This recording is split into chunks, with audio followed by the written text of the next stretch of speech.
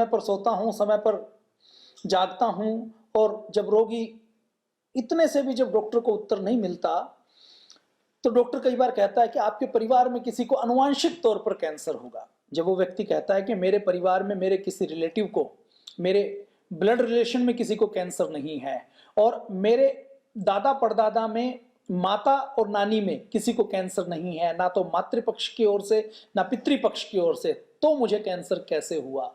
तो डॉक्टर निरुत्तर हो जाते हैं। दुनिया के किसी भी डॉक्टर के पास इस बात का उत्तर नहीं है कि कैंसर क्यों होता है, कैंसर का कारण क्या है और कैंसर से कैसे बचा जा सकता है। बहुत से कारण गिना दिए जाते हैं कि आप रसायनों के संपर्क में मत आइए, आप प्लास्टिक वाले बर्तनों में खाना मत खाइए। हर रोज नई रिसर्च आती रहती है, नए रिसर्च पेपर पब्लिश होते रहते हैं, लेकिन इस कैंसर का कोई इलाज दिखाई नहीं देता।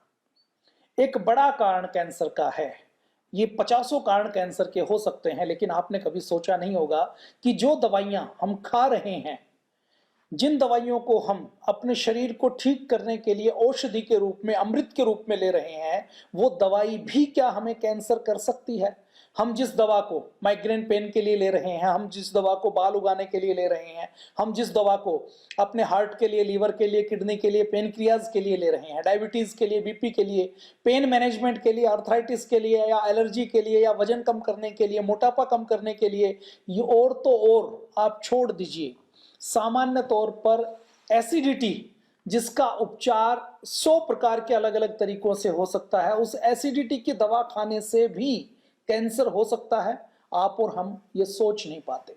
कोई फार्मा कंपनी हमें ये नहीं बताती कि कैंसर दवाओं के कारण भी पैदा हो सकता है। जिस डॉक्टर को महंगा प्रेस्क्रिप्शन स्लिप बनवाकर आप 500 रुपए की फीस देकर फिर डॉक्टर कुछ टेस्ट लिखता है, वो टेस्ट करवाकर उसका कमीशन डॉक्टर की जेब में जाता है, उसको करवाकर डॉक्टर जो दवा लिखता है, आप ये सोचकर उस दवा को खाते हैं कि उस दवा के खाने से आपकी बीमारी दूर हो जाएगी, लेकिन होता क्या है, उस दवा के खाने से आपकी हो सकता है वो बीमारी तो दूर होगी या नहीं होगी, आपको कैंसर जैसी बीमारी भी एलोपैथी की दवाओं से मिल सकती है। और इसके बारे में कोई फार्मा की कंपनी, कोई एडवर्टाइजमेंट की एजेंसी, कोई बड़ा मीडिया हाउस, कोई बड़ी सरकार की कोई नियामक एजेंसी ये बताने वाली नहीं है। ऐसे बहुत से लाइव एग्जाम्पल हैं जिसमें व्यक्तियों को गिनी पिग की तरह मरने के लिए छोड़ दिया जाता है कि फार्मा कंपनी अपनी एक नई दवा निकालें, डॉक्टर को गिफ्ट दें, एमआर को भेजकर लालच दें, रिश्वत दें, और रिश्वत देकर उस दवा को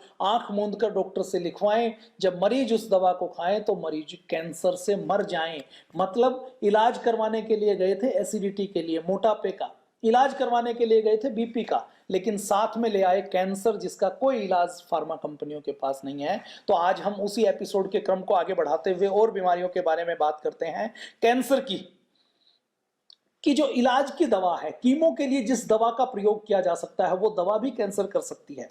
एथिल कार्बामेट के नाम से एक साल्ट को खोजा गया, यूरेथन के नाम से जिसको जाना जाता है। इस यूरेथेन और एथिल कार्बामेट को का अप्रूवल लिया गया, एफडीए से अप्रूवल लिया गया, इसकी दवा बनाई गई कीमोथेरेपी के रूप में, कैंसर के उपचार के रूप में इसकी दवा को बेचा गया। डॉक्टरों ने खूब इसका प्रयोग किया, और कई साल बेचने के बाद जब ये पता लगा कि ये जो दवा है ये खुद कैंसर को पैदा करती है, कैंसर को दूर नहीं करती। कैंसर को दूर तो करती है, नहीं करती इस बात की कोई गारंटी नहीं है, लेकिन इस दवा के कारण और 4 जगह का कैंसर पैदा हो जाता है। तो इस दवा को जो प्रयोग किया जाता था 1943 में बैन लगा दिया। लेकिन एक देश है दुनिया का जो विकसित देश है, यूएस में बैन लगा दिया गया, दूसरे देशों में बैन लगा दिया गया, लेकिन जापान में इस दवा को दर्दनाशक के रूप में प्रयोग करते रहे, इसकी मात्रा थोड़ी कम कर दी, और फिर उसके बाद फार्मा कंपनियों ने कहा कि ये जिस मात्रा में हम दे रहे हैं वो मात्रा पूरी तरह से सुरक्षित है, इसका कोई नुकसान नहीं है। तो जापान के लोगों ने खूब इसका प्रयोग किया, और कितना प्रयोग किया आप जानकर हैरान रह जाएंगे। 1950 से लेकर 1975 तक लगातार 25 सालों में जो दवा जापान जैसे देश में बेची जाती रही, जापान जैसे देश में इसका प्रयोग किया जाता रहा, और लाखों लोग इससे प्रभावित हो गए। आप कल्पना कीजिए कि जब जापान जैसे देश में लाखों लोग कैंसर पा सकते हैं एक सामान्य दवा से, एक दर्दनाशक दवा से, तो उसका कितना बड़ा नुकसान होता होगा। जब जापान के लाखों लोगों को कैंसर के सिम्टम आने शुरू हुए, उनको नुकसान होना शुरू हुआ, तो 2007 में फिर ये आह्वान किया गया, कुछ लोगों ने आवाज उठाई, और आवाज उठाई तो लोगों ने कहा कि इस दवा से कैंसर होता है, इस दवा के ऊपर बैन लगाया जाना चाहिए। लेकिन फार्मा कंपनी ने यह कहा कि इससे कोई कैंसर नहीं होता। उसके बाद रिसर्च की गई। रिसर्च करने के बाद 2007 में इंटरनेशनल एजेंसी फॉर रिसर्च और कैंसर ने कार्सिनोजेनिक के रूप में इस दवा को कहा कि इससे कैंसर पैदा होता है।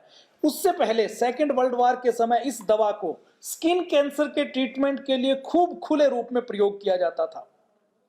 एफडीए को जब बाद में पता लगा कि इससे तो स्किन का कैंसर नहीं होता बल्कि 4 और जगह का कैंसर होता है, तो वहां बैन लगा दिया। जापान में लगातार बिकती रही। बिकती रहने के बाद 2007 में जब ये कह दिया कैंसर की एजेंसी ने रिसर्च करके कि ये जो जिस साल्ट से बनाई जाती है वो कार्सिनोजेनिक है, इस साल्ट को जब इसके ऊपर रिसर्च की गई तो ये पाया गया कि ये चूहों में कैंसर पैदा करता है।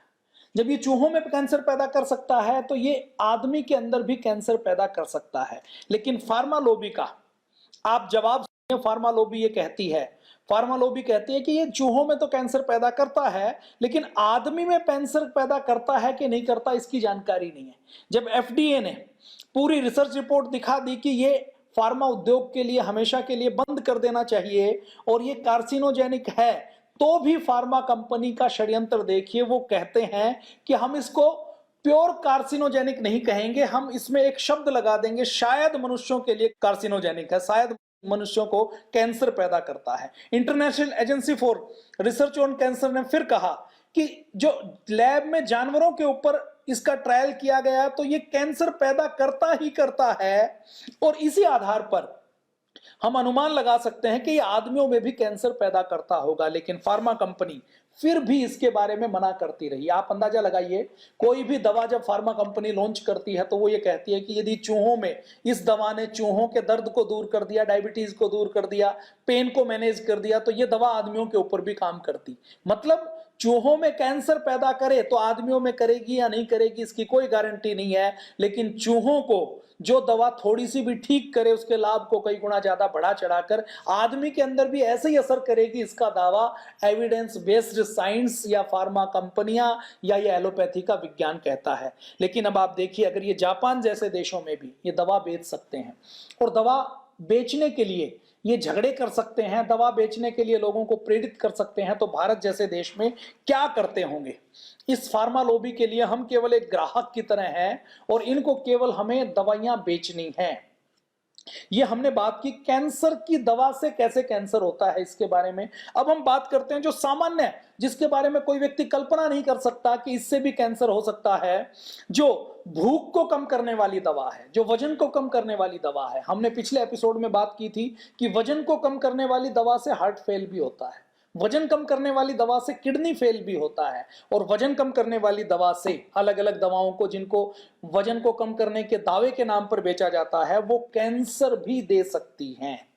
आप कल्पना करके देखिए कितना भयंकर है और कितना भयंकर षड्यंत्र चल रहा है कि एक व्यक्ति जो थोड़ा सा वजन कम करना चाहता है, उसका वजन तो कम होगा या नहीं होगा जानकारी नहीं, लेकिन उसको कैंसर दे दो। लार्केसेरिन नाम का एक साल्ट खोजा गया, बेल्विक के नाम से उसका ब्रांड बनाया गया और अमेरिका में इसको एक भूख को कम करने वाली दवा के रूप में इसको 2009 से बेचा गया। 2009 में इसका आवेदन किया गया एफडीए के अंदर कि हमने एक नई दवा बनाई है, इस दवा को हम भूख को कम करने के लिए, वजन को कम करने के लिए बेचना चाहते हैं। एफडीए के पैनल ने इसका मूल्यांकन किया और जब इसका मूल्यांकन किया तो मूल्यांकन करते हुए उन्होंने 1 साल बाद यह कहा कि यह दवा अनुमति देने लायक नहीं है। फिर भी यदि इस दवा को अनुमति देनी है तो ये कैंसर पैदा करती है, इसका पूरा कारण बताया। और कारण बताते हुए उन्होंने साथ साथ ये कहा कि ये दवा है भूख को कम करने की, वजन को कम करने की। हमने अपनी टेस्टिंग और ट्रायल में ये पाया कि ये भूख को कम नहीं करती, ये वजन को कम नहीं करती।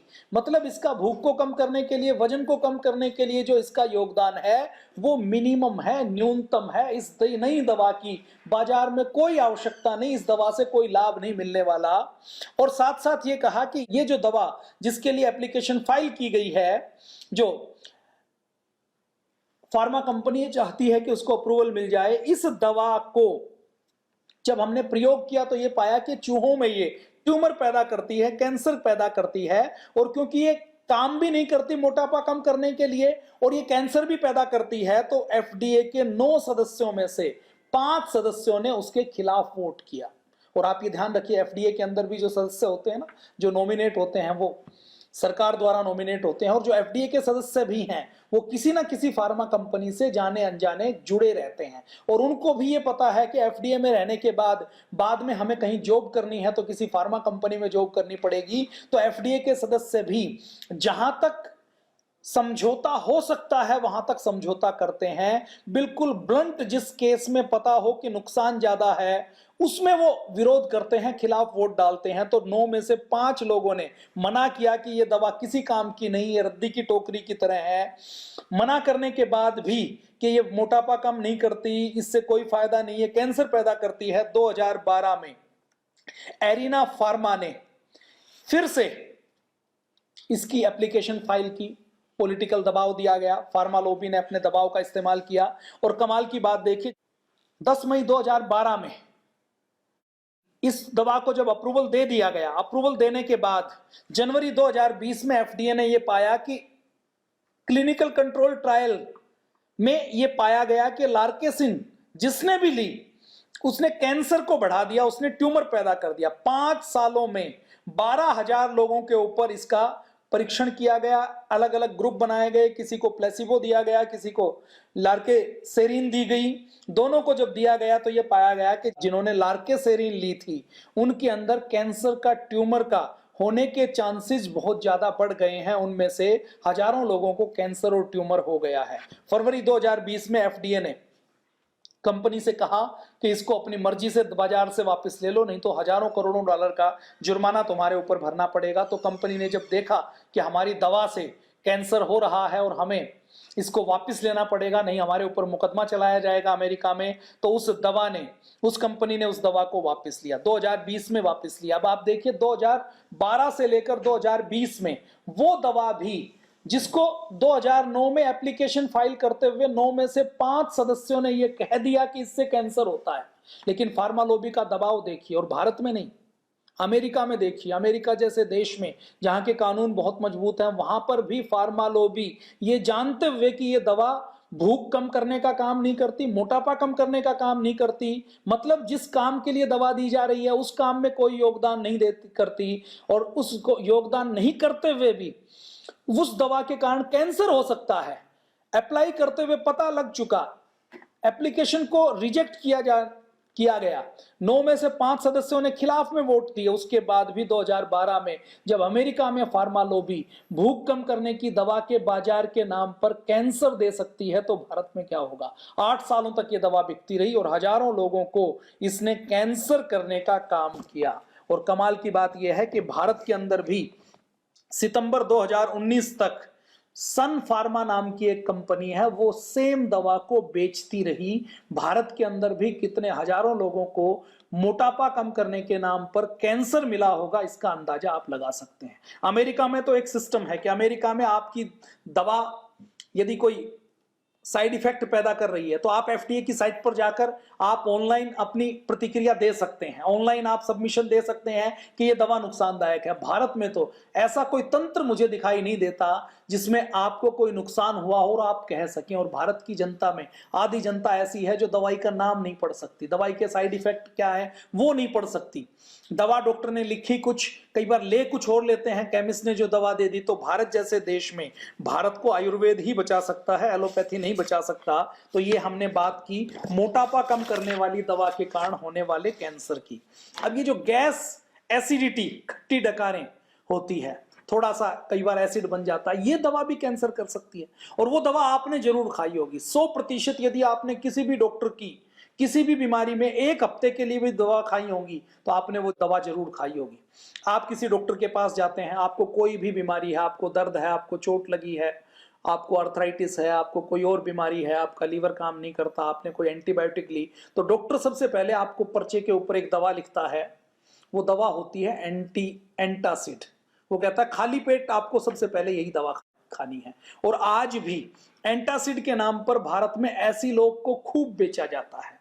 आज भारत में हर 5वें हर चौथे व्यक्ति का फैटी लीवर है। जिसको फैटी लीवर है उसको एसिडिटी बनती है, उसको खट्टी डकारें आती हैं, उसको बदहजमी रहती है, उसको छाती में जलन रहती है, वो डॉक्टर के पास जाता है तो डॉक्टर सबसे पहला काम यही करता है कि उसको एक एंटासिड लिखता है कि सुबह खाली पेट आपको ये गोली लेनी है। वो गोली यदि ठीक भी हो तो भी वो गोली हमारे डाइजेस्टिव सिस्टम को खत्म कर देती है, बनने वाले एसिड को रोक देती है, और उस डाइजेस्टिव सिस्टम को खत्म करने के बाद व्यक्ति के अंदर न्यूट्रिशंस की भी कमी होती है, व्यक्ति के अंदर 5 कमियां और हो जाती हैं। लॉन्ग टर्म में कितने 50 प्रकार के दुष्प्रभाव होंगे उनकी बात तो छोड़ दीजिए, लेकिन कल्पना कीजिए कि आप खट्टी डकार के लिए गोली ले रहे हैं और आपको कैंसर हो जाए तो कितना खतरनाक है। ये खतरनाक काम भी ये फार्मा कंपनी करती हैं। एक दवा का नाम आपने सुना होगा, एसिलोक। ये जो एसिलोक है, इसका जो मूल साल्ट है वो रेंटिडिन है। ये जो रेंटिडाइन है ये मूल साल्ट है। इस साल्ट को भारत में कई दवा कंपनी एसिलोक के नाम से बेचती हैं, और अमेरिका में इसी दवा को जेंटेक के नाम से बेचा जाता है। शायद भारत में भी मिलती हो जेंटेक के नाम से, लेकिन अमेरिका में जेंटेक का ब्रांड नेम चलता है, भारत में भी थोड़ा बहुत चलता है। लेकिन एसिलोक के नाम से आपको खूब हर केमिस्ट की दुकान पर, और कोई दवा मिले ना मिले, लेकिन हर केमिस्ट की दुकान पर आपको ये दवा मिलेगी। और डॉक्टर दिन में अगर 500 पर्चे बनाता है तो 500 में से 200-250 पर्चों के ऊपर ये दवा वो जरूर लिखता है। और आप सब ने भी खाली पेट वाली दवा ये जरूर खाई होगी। इस रेंटेक, इस जेंटेक, इस रेटिडिन और एसिलोक को जॉर्ज ब्रैडशॉ ने लैब में तैयार किया था। एक छोटी सी कंपनी होती थी, एलन एंड हैनबरीज। इस कंपनी को बाद में जीएसके ने, ग्लैक्सोस्मिथक्लाइन ने टेक ओवर कर लिया। नवंबर 1976 में यूके में टेगामेट के नाम से इसको लॉन्च किया गया, और उससे पहले यूएस में इसको जेंटेक के नाम से लॉन्च किया गया, और उसके बाद भारत में भी बड़े बाजार को देखते हुए एसिलोक के रूप में इसको लॉन्च किया गया। 1976 से यह दवा लगातार बिक रही है। 1981 में इसको और कॉमर्शियली लॉन्च किया गया। 1987 में यह दुनिया में सबसे ज्यादा बिकने वाली दवा बन गई। पूरी दुनिया में 41वें नंबर पर जो सबसे ज्यादा दवा बिकी वो यही जेंटेक थी, वो यही एसिलोक थी, वो यही एसिडिटी की दवा थी। कोई व्यक्ति लीवर की दवा खाएगा तो लीवर की दवा तो कम खाएगा, लेकिन जेंटेक उसको भी खानी है। कोई व्यक्ति किडनी की दवा खाएगा, एंटीबायोटिक खाएगा, पेन किलर खाएगा, कुछ भी लेगा तो उसको जेंटेक एंटासिड खानी है। तो सबसे ज्यादा बिकने वाली दवा बनी, और लोगों ने, फार्मा कंपनियों ने करोड़ों अरबों डॉलर इस एक दवा से कमाए। WHO ने भी इस दवा की उपयोगिता को देखते हुए, उपयोगिता तो छोड़िए, फार्मा कंपनी के दबाव को देखते हुए कि करोड़ों लोग इसको खाते हैं, तो इसको WHO की जो एसेंशियल मेडिसिन लिस्ट है, जो आवश्यक दवाओं की सूची है, उसमें शामिल किया। भारत में भी ये भारत की आवश्यक दवाओं की सूची में शामिल थी। तो 1981 में खूब बिकी, 1987 से दुनिया में सबसे ज्यादा बिकने वाली दवा बनी। 2018 में ये अमेरिका में अकेले 2018 में 2 करोड़ लोगों को प्रेस्क्राइब की गई। 2018 में 2 करोड़ लोगों ने इस दवा को खाया। 41वें नंबर पर सबसे अधिक बिकने वाली अमेरिका में 2018 में यह दवा थी। भारत में एसिलोक के नाम से बेचा जाता है। और ये जो एसिडिटी, जिसका उपचार आप हींग से कर सकते हैं, मेथी से कर सकते हैं, अपने भारत में 125 प्रकार के चूर्ण बनाए जाते हैं। उसमें आप कोई चूर्ण ले लें, गैस हर चूर्ण ले लें, लवण भास्कर चूर्ण ले लें, तो आप एसिडिटी का इलाज कर सकते हैं। अपने लीवर का भी साथ में इलाज कर सकते हैं। आप कच्चा दूध ले लें तो अपनी एसिडिटी का इलाज कर सकते हैं, खट्टी डकारों का इलाज कर सकते हैं, थोड़ा प्राणायाम कर लें तो इलाज कर सकते हैं, चबा चबा कर भोजन कर लें तो इलाज कर सकते हैं, खाने के बाद थोड़ा सा 500-700 मीटर, 1-2 किलोमीटर टहल लें तो उसका इलाज कर सकते हैं, खाना खाने के बाद वज्रासन में बैठ जाएं तो उसका इलाज कर सकते हैं। लेकिन उस छोटी सी बीमारी को भी ये फार्मा लॉबी कितना खतरनाक कर देती है, केवल अपने मुनाफे के लिए। उसके लिए सबसे बड़ा और अच्छा उदाहरण जेंटेक है, ये एसिलोक है, ये रेंटिडिन है, कि कैसे गैस, कब्ज, खट्टी डकार के नाम पर एक व्यक्ति को कैंसर का मरीज बनाया जाता है। ये इसके उदाहरण से हम समझ सकते हैं रेंटिडिन को। फिर उसके बाद जब देखा गया कि 2019 में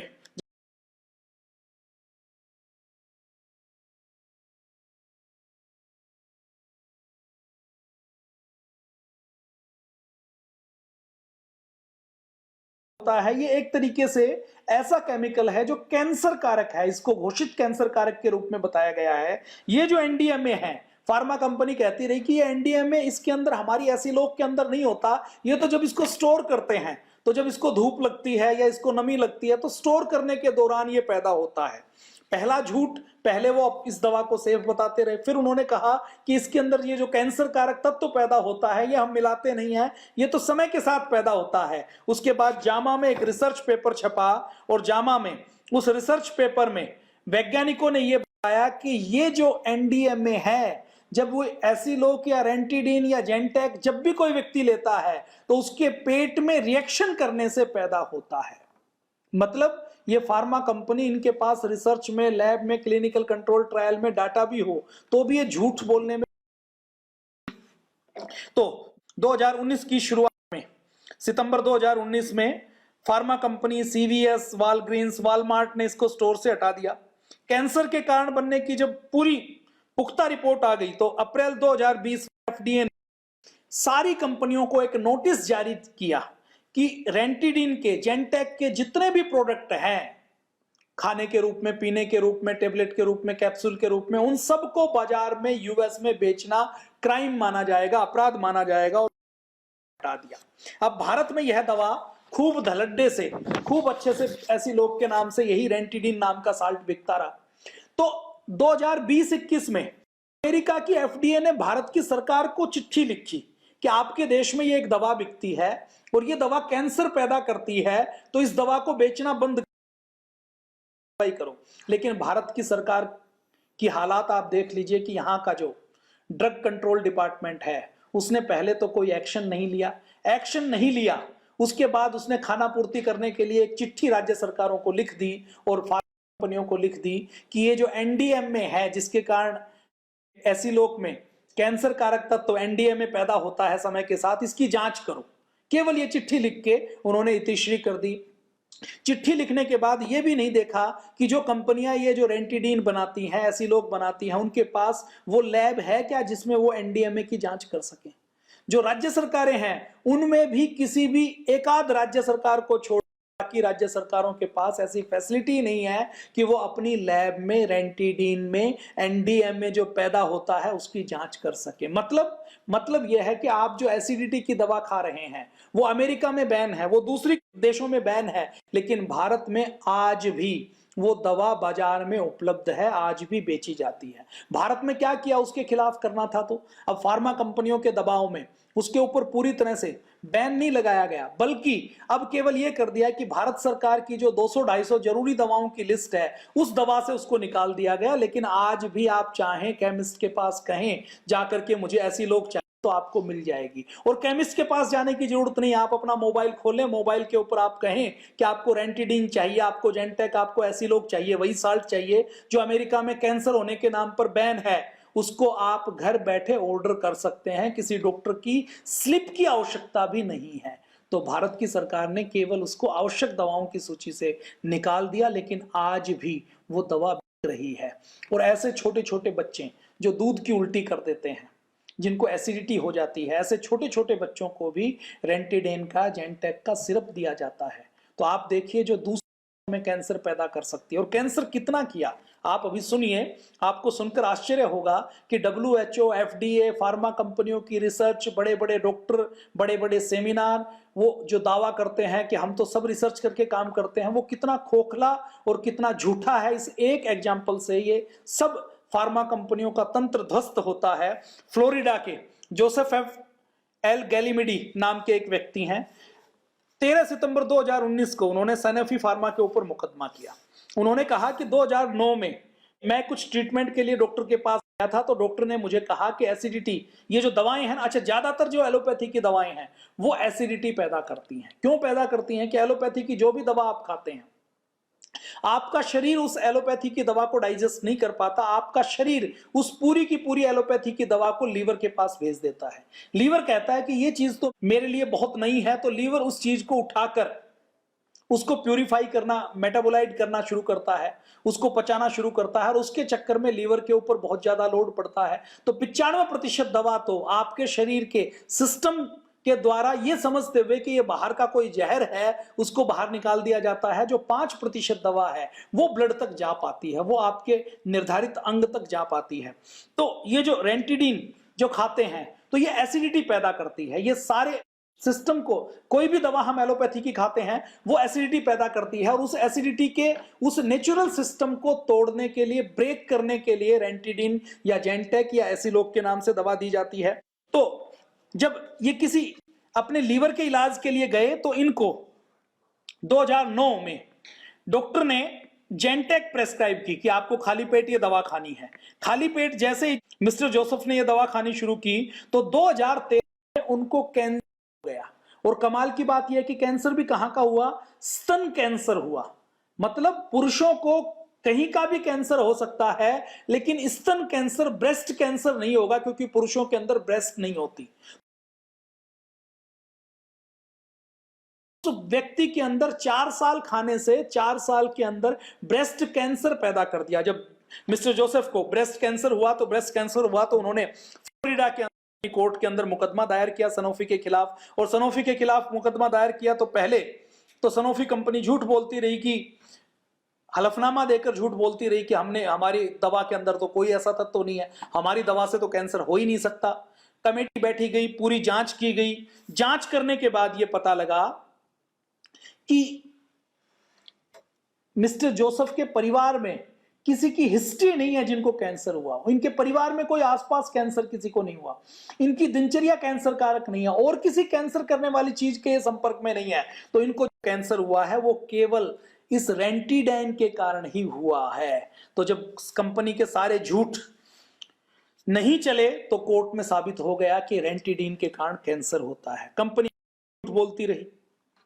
2019 में यह मुकदमा हुआ। उसके बाद भी ये जितनी कंपनियां हैं, यूएस की कंपनियों से लेकर भारत की कंपनियों से लेकर सारी कंपनियां जिनके पास समय था कि इसके ऊपर रिसर्च कर लें, इसके ऊपर कैंसर होता है तो इसके ऊपर खुद से रोक लगा दें, लेकिन 7 साल तक लगातार फिर वो ये दवा बेचती रही। और 2018 में अकेले अमेरिका में 2 करोड़ लोगों ने वो दवा खाई।